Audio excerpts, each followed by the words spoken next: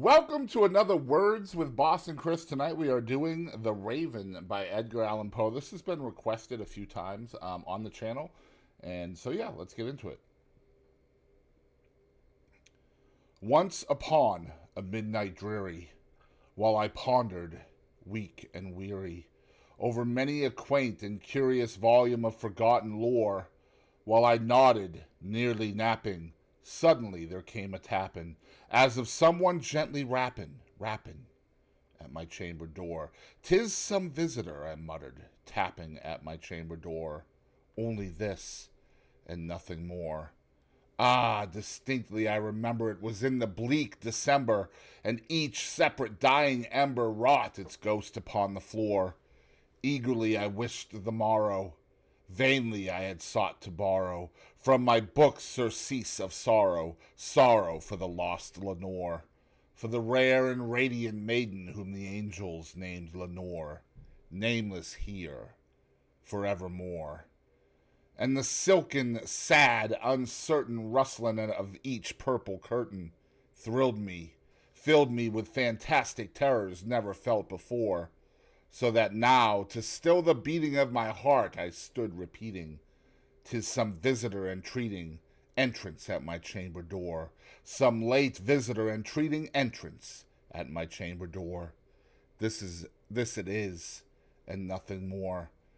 Presently my soul grew stronger, hesitating then no longer. "Sir," said I, "or madame, truly your forgiveness I implore, but the fact is I was napping, and so gently you came rapping, and so faintly you came tapping at my chamber door, that I scarce was sure I heard you.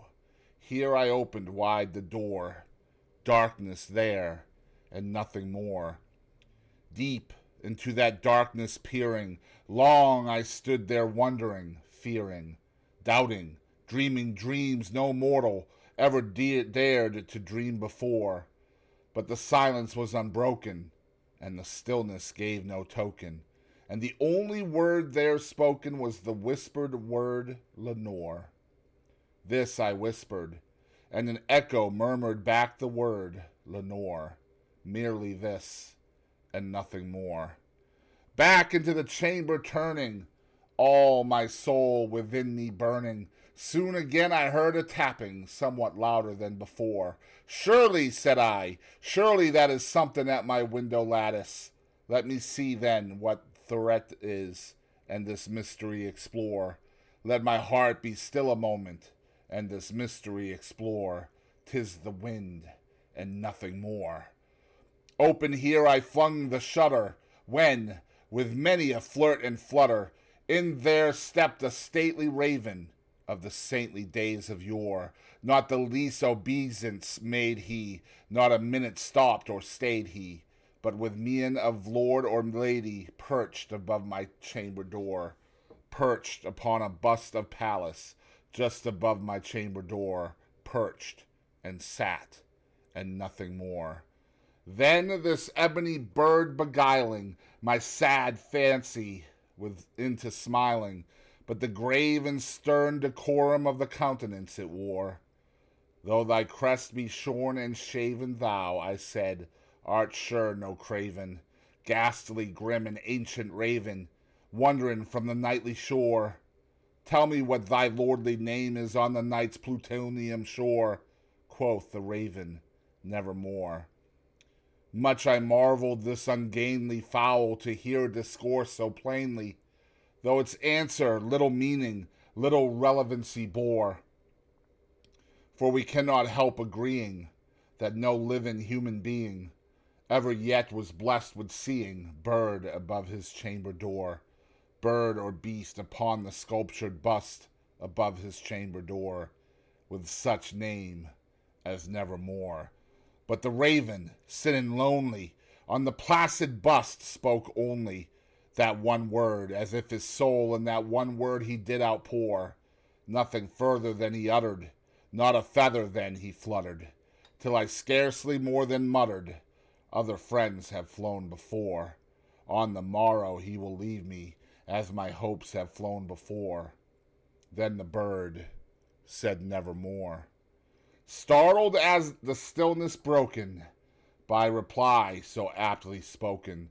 Doubtless, said I, what it utters is its only stock and store, caught from some unhappy master, whom unmerciful disaster followed fast and followed faster, till his songs one burden bore, till the dirges of his hope that melancholy burden bore, of never, nevermore. But the raven still beguiling my sad fancy into smiling, straight I wheeled a cushioned seat in front of bird and bust and door. Then, upon the velvet sinking, I betook myself to linking fancy unto fancy, thinking what this ominous bird of yore, what this grim, ungainly, ghastly, gaunt, and ominous bird of yore meant in croaking nevermore. This I sat engaged in guessing, but no syllable expressing to the fowl whose fiery eyes now burned into my bosom's core.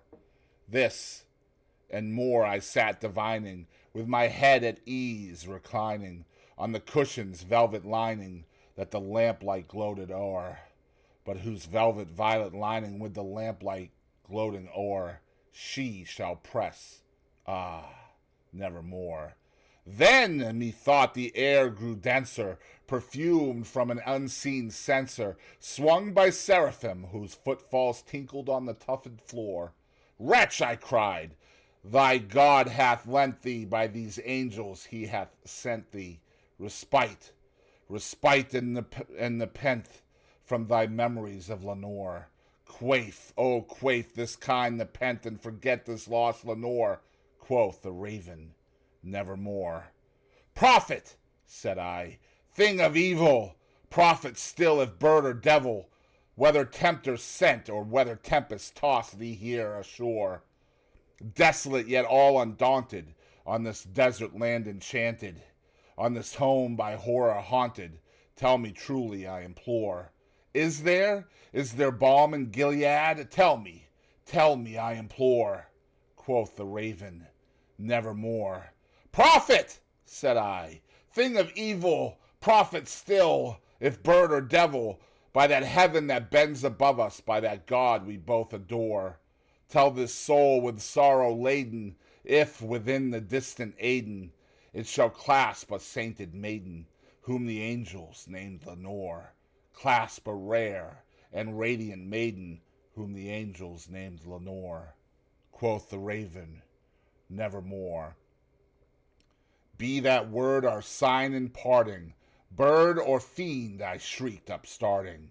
Get thee back into the tempest and the night's plutonium shore.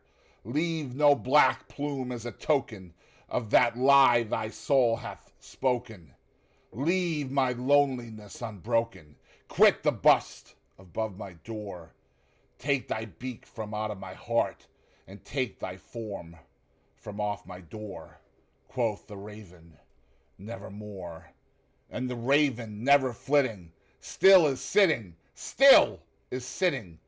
on the pallid bust of Pallas just above my chamber door, and his eyes have all the seeming of a demon's that is dreaming, and the lamplight o'er him streaming throws his shadow on the floor, and my soul from out that shadow that lies floating on the floor shall be lifted nevermore.